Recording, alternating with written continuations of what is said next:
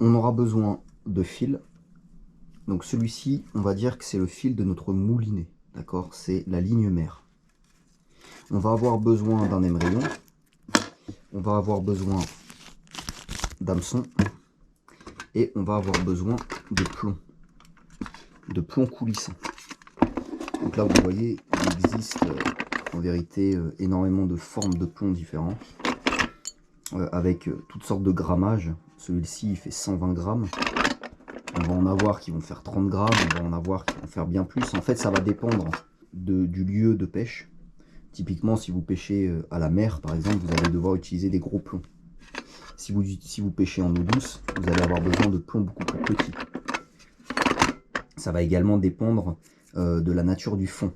Si c'est du sable, si c'est de la roche, si c'est des bois morts, enfin, voilà. Ça va également dépendre du courant. Si vous pêchez en rivière, par exemple, est-ce qu'il y a beaucoup de courant? Cette ligne va pêcher sur le fond de l'eau.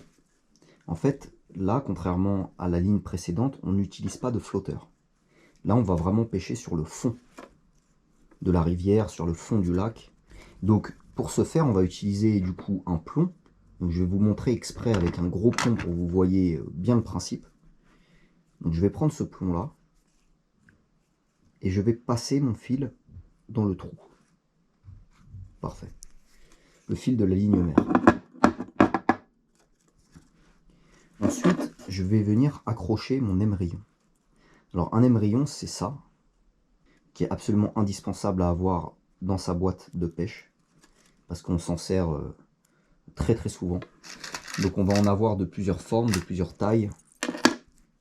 On va avoir des gros émerillons comme ça. Mais on a également, vous voyez, des émerillons qui font cette taille-là, où lui, il est vraiment minuscule. Voilà. Et là, on va venir accrocher notre bas de ligne ici. Donc ça va être la première fonction, ça va être d'accrocher le bas de ligne. Et la deuxième fonction, ça va être de bloquer le plomb. Là, on a notre plomb ici. Et là, pour celui-là, on va faire le nœud cuillère. Celui qu'on a vu au début avec les ficelles.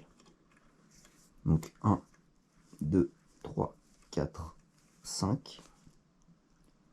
Je passe dans la première boucle. Et je passe dans la deuxième. Maintenant, je vais venir couper l'excédent. Et là, vous voyez, regardez ce que ça fait. Le plomb, il va venir percuter ici. Et donc, il est retenu par l'émerillon.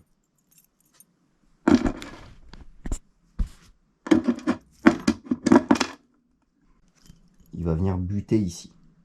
Là, il coulisse, mais il vient buter. Voilà. Et enfin, on ouvre l'émerillon, ici, tac, et on vient accrocher son hameçon. Je passe mes deux doigts, je le déplie, et je viens passer la boucle de l'hameçon dans l'émerillon, et je viens verrouiller l'émerillon. C'est aussi simple que ça.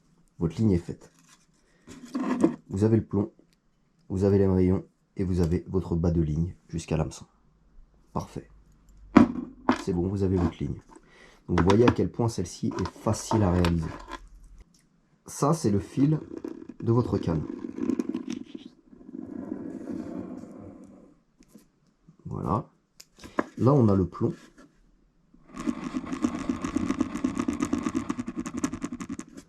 D'accord. Là, on a l'émerillon.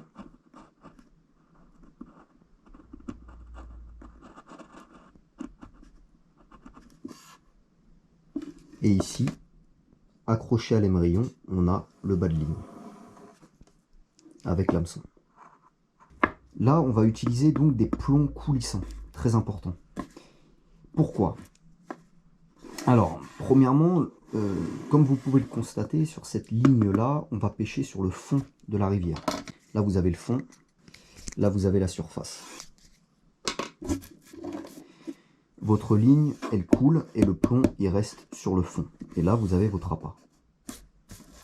Le poisson, lui, il va venir attraper votre appât et il va partir. Comment vous, est-ce que vous vous rendez compte que ça mord? Admettons que là, ce feutre bleu, ça soit votre canne à pêche. Vous avez votre fil. qui part de la canne. Quand le poisson va venir attraper l'appât et partir avec, le fil de votre canne va se tendre. Et au lieu d'avoir cette forme-là, le fil va se tendre. Et en se tendant, le bout de votre canne va se plier. Ou le bout de votre canne va faire des à-coups comme ça. Ou si ça mord franchement, votre canne va littéralement se plier. Et si votre canne n'est pas solidement ancrée à la berge, le poisson peut vous embarquer votre canne à l'eau. Ça m'est déjà arrivé et pas qu'à moi. Donc je peux vous assurer que ça arrive très souvent. C'est pour ça que il est très important que votre canne soit solidement ancrée sur la berge. Sinon, vous allez être bien embêté si vous avez votre canne qui part avec le poisson. Voilà. Parfois, vous pouvez également avoir des touches très discrètes. Soit vous avez un départ franc, la canne se plie, le fil se tend et là vous ferrez, parce que le poisson est parti avec l'appât. Ou parfois, vous allez avoir des touches beaucoup plus discrètes. Donc, c'est-à-dire que le fil peut se tendre, se détendre. La canne peut un peu s'agiter, mais revenir à son point normal. S'agiter encore un peu, mais revenir. Donc là, dans ce cas-là, vous laissez faire. Vous laissez faire jusqu'à ce que le poisson attrape vraiment l'appât et part avec. Voilà. Et en fait, l'idée du plomb coulissant, c'est que quand le poisson va attraper l'appât, il va pouvoir tranquillement partir avec, puisque le fil coulisse dans le plomb. En fait, le plomb, il ne va pas bouger. Le plomb, il reste là où il est, vous voyez. Et c'est le fil qui va partir. En fait, le plomb, il sert seulement à maintenir la ligne sur le fond de l'eau. Mais en aucun cas, il empêche le poisson de partir avec le fil, puisque le fil passe par le plomb et est relié directement à la canne. Et donc, le poisson ne va remarquer aucune résistance. Alors que, si votre plomb n'est pas coulissant, mais qu'il est attaché, ça veut dire que si le poisson y part avec, il va sentir la résistance du plomb. Parce qu'il va devoir embarquer le plomb avec lui, puisque le plomb ne coulisse plus. Et donc, dans bien des cas, le poisson remarque le piège. Là, je vous parle pour l'eau douce. On parle de la rivière et des lacs, d'accord? En mer, ça peut être différent. En mer, parfois, il est nécessaire d'attacher directement le plomb. Mais là, je ne vais pas vous égarer avec ça ici. En tout cas, nous, notre technique préférée et favorite, c'est le plomb coulissant parce que c'est la ligne qui est la plus discrète. Très souvent, on peut voir sur Internet, sur YouTube, des pêcheurs qui vont fabriquer des lignes sophistiquées, compliquées, très techniques, en disant que vraiment c'est une ligne qui est géniale, etc. Mais en réalité, visée simple. C'est con à dire, mais vous voyez la simplicité de la ligne là? On a besoin d'un bout de métal, on a besoin du fil, d'une canne à pêche, on a besoin d'un plomb coulissant et d'un hameçon. Enfin, en fait, il y a besoin de que dalle, quoi. Ça coûte rien. Des plombs, ça coûte pas grand-chose. Les émerillons, ça coûte pas grand-chose. Et des hameçons, ça coûte pas grand-chose. Et pourtant, là, vous avez, selon moi, la ligne, en tout cas, une des lignes les plus efficaces qui existent, que ça soit en eau douce ou en mer. Moi, en mer, par exemple, je pêche quasiment tout le temps avec ce type de montage. Un plomb coulissant, un émerillon, un hameçon, point barre. Et en eau douce également, c'est pareil, j'utilise très souvent ces techniques-là. La technique de la plombée, c'est une valeur sûre. Et comme appât, vous pouvez très bien utiliser un ver de terre, par exemple, mais vous pouvez très bien également utiliser un vif. Un vif, c'est un petit poisson. C'est un petit poisson comme un gardon, un goujon, une ablette, que l'on va venir accrocher à l'hameçon et avec lequel on va pêcher. Donc ça, c'est des appâts qui vont viser spécifiquement les poissons carnassiers.